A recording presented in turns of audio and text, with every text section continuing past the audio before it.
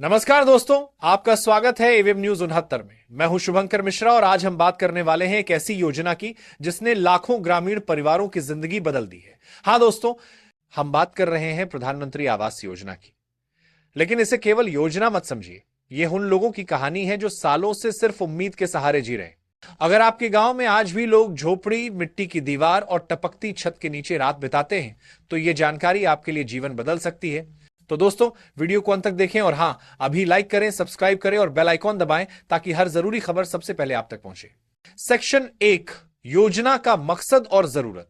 दोस्तों, यह योजना केवल चार दीवार और छत देने की योजना नहीं है। यह है प्रधानमंत्री आवास योजना पाए भी, जो उन लोगों के लिए है जिनके पास जमीन है लेकिन घर नहीं है, जिनके पास परिवार है लेकिन सुरक्षा नहीं, जिनके पास उम्मीद है लेकिन सही जानकारी नहीं मिल पाती। सरकार ने देखा कि कई लोग पिछले सर्वे में छूट गए, कुछ का नाम कभी जुड़ नहीं पाया और कई लोग आज भी उसी हालत में हैं। इसलिए अब एक नया सर्वे और डेटा सत्यापन किया जा रहा है। इस योजना का मकसद साफ है, कोई भी गरीब ग्रामीण परिवार बिना पक्के घर के ना रहे। सेक्शन 2, सर्वे और पहचान प्रक्रिया।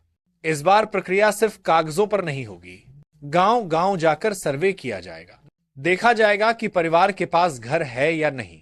घर की हालत की जांच होगी, क्या दीवारें कच्ची हैं, क्या छत कमजोर है, परिवार की आर्थिक स्थिति भी देखी जाएगी। पुराने आंकड़ों को आधार बनाया गया, लेकिन वक्त और हालात बदल गए, इसलिए नए सर्वे में तकनीक और सत्यापन का इस्तेमाल किया गया है। सेक्शन 3, पंचायत सूची और आपत्ति का अधिकार। दोस्तों, यह प्रक्रिया सिर्फ कागजों तक सीमित नहीं है। पंचायत की सभा में सूची सार्वजनिक की जाएगी, लोग देखेंगे, आपत्ति करेंगे और सही परिवार को हक मिलेगा। यदि किसी का नाम गलत तरीके से जुड़ा है या किसी जरूरतमंद का नाम छूट गया है, तो सुधार का रास्ता हमेशा खुला है। यह सिर्फ योजना नहीं है, यह गांव की सामूहिक जिम्मेदारी है। सेक्शन 4, पैसा और वितरण प्रक्रिया। अब सवाल आता है, पैसा कब आएगा और कैसे मिलेगा? लाभार्थी के खाते में सीधा पैसा ट्रांसफर होगा, कोई बिचौलिया नहीं, कोई घूस नहीं। पैसा किस्तों में आएगा। पहली किस्त काम शुरू होने पर, अगली किस्त निर्माण में प्रगति होने पर, अंतिम किस्त घर लगभग पूरा होने पर। यह सुनिश्चित करता है कि घर सिर्फ फाइल में नहीं बल्कि मैदानी इलाकों में सच में बने। सेक्शन 5, विशेष इलाके और खर्च का फर्क। पहाड़ी और दूर दराज इलाकों में सामग्री पहुंचाना मुश्किल है, मजदूरी और सामग्री की लागत ज्यादा होती है, इसलिए सहायता राशि अलग तय की गई है। केंद्र और राज्य दोनों मिलकर खर्च उठाते हैं। यह योजना सिर्फ दीवार और छत तक सीमित नहीं है, घर के साथ जोड़ी गई हैं शौचालय, गैस कनेक्शन, बिजली, पानी जैसी सुविधाएं। सामाजिक संतुलन भी रखा गया है, कमजोर वर्गों और पिछड़े समुदायों को न्यूनतम हिस्सा, जरूरतमंद परिवार को सही समय और सही प्राथमिकता के साथ लाभ मिलता है। अधूरी जानकारी या गलत दस्तावेज देने से लाभ नहीं मिलेगा। पहचान और डेटा सत्यापन के बाद ही लाभ मिलता है। जो सही हैं उन्हें धैर्य रखना होगा, प्रक्रिया में समय लगता है।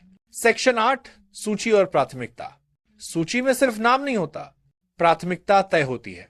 सबसे पहले जिनके पास बिल्कुल घर नहीं, फिर जिनके घर कमजोर, समाज, वर्ग, दिव्यांगता और गरीबी स्तर को ध्यान में रखा जाता है।